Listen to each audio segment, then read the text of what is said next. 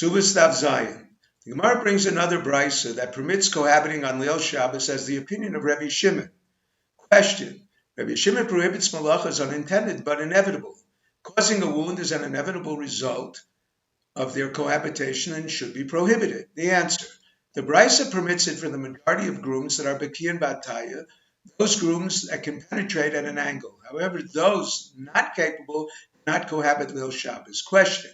If the majority of grooms are Baki and Bataya, what is the benefit of Shushvinim, appointed attendants for their first cohabitation to ensure that neither the bride or groom destroy evidence proving or disproving her virginity?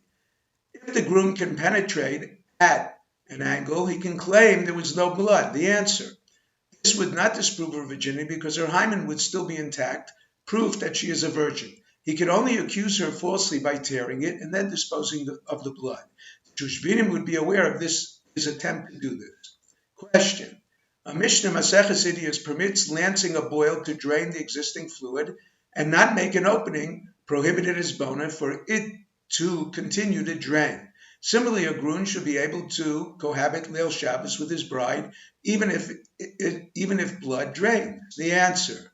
The fluid in the boil is completely detached from the surrounding flesh. However, the hymenal blood is not completely detached from the vaginal walls.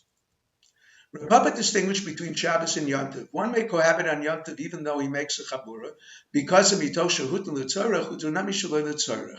This means that just as shechita is permitted for ochel nefesh, even though it draws blood, so too cohabitation, another Yontiv necessity, that is shavel l'chol nefesh, is permitted even though it draws blood. The principle of mitoch does not apply on Shabbos because there is no heter ochel nefesh. The Gemara concludes that it is permissible even on Shabbos. This is the psak of the Shulchan Aruch as well. The blood is mifkad pakid, stored and not absorbed. The Gemara states that both virgins and non-virgins, such as widows, require Sheva brachas.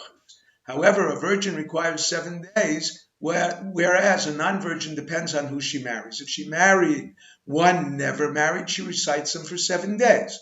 If she marries a widower, she recites them for 1 day. Question. Previously, we learned that a widow marries on Thursday, so her husband will celebrate with her for 3 days, not 1 day. The answer. There is a difference between simcha and bracha. If she married a widower, she requires 1 day of bracha, but 3 days of simcha. Similarly, if she married one never married, they require 7 days bracha, but only 3 days of simcha. Simcha is based on the bride. If she was never married, he is required to rejoice with her for a full week, even if he was previously married. If she was married previously, her joy being less the second time, he is required to rejoice with her only for 3 days. The days of Sheva brachas are based on the groom. If he or his wife were never married, bracha continues for 7 days. If they were both previously married, then they recite Sheva brachas for his joy 1 day. Some poskim hold this refers to the first meal. Others hold Sheva brachas is recited at every meal of the first day. In order to recite Sheva brachas, 10 men must be present. Rav Nachman learns this from Boaz. Vayikach asara anoshim miziknei ha'ir. He recruited 10 men to witness his acquisition of Ruth's previous husband's property and their marriage. 2 witnesses would have sufficed. The additional 8 were for Sheva brachas. Rabbi Avo explains his gathering 10 men was to publicize his reason for marrying Ruth.